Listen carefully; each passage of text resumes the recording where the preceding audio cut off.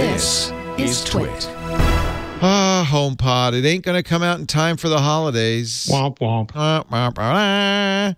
Early 2018, according to Apple, a brief statement said the production process needs a little more time. Yep. We'll start shipping in the US, UK, and Australia early 2018. I don't even know when that is. Before June 30th, I think in US Samoa. Is that right? Yeah. Is that the date line? It could be as late as that. Why is it held up? How hard can this be? I mean, like, if you look at what has come out, so Siri Kit for HomePod has shipped. That is done. And my understanding is all the Siri stuff is done. But AirPlay 2, which is a big part of this because it has no auxiliary port in it, everything has to be streamed over AirPlay 2. AirPlay 2 was briefly in a beta, but it hasn't been in the most recent betas, and it's not out yet. And if you start looking at everything that's involved, because AirPlay 2, the original AirPlay, there are rumors that it was like a weekend project, and some people say that's true, some people say it's not. But either way, it was something that could just very quickly move audio and video signals around, but it was never robust. And AirPlay 2 is much more robust. It's better protected. It's more reliable.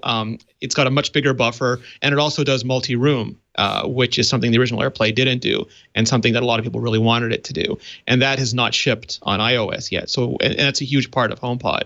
So I would think that is probably the reason why. Well, that and everything that is associated with it is probably the reason why. That makes a lot of sense. That's hard stuff to do. To do in a way that won't get you in a lot of bad reviews. Right. Yeah, I think it also kind of points to a really bad organizational problem at Apple. We've had a consistent thing that that I've been hearing about and that we've been seeing like in the actual field is that there is the stuff that Apple's focused on, and then there's the stuff that they have to make time for. And so you don't have the organizational structure you have at some other companies where you might have, like, here is our home entertainment speaker division, where the most important thing they feel they're doing in the entire year is shipping out this new smart speaker. Whereas with Apple, one of their greatest strengths is that they have a very holistic view of the company. They're making one product, which is the Apple Omniverse. But the thing is, it's once you have the favorite child, the iPhone 10, that has a big math exam and they're really stressing out about it. Now, mom and dad both have to make sure they buckle around the iPhone X to make sure it's happy, make sure it gets released. The other kids have to get ignored for a little bit.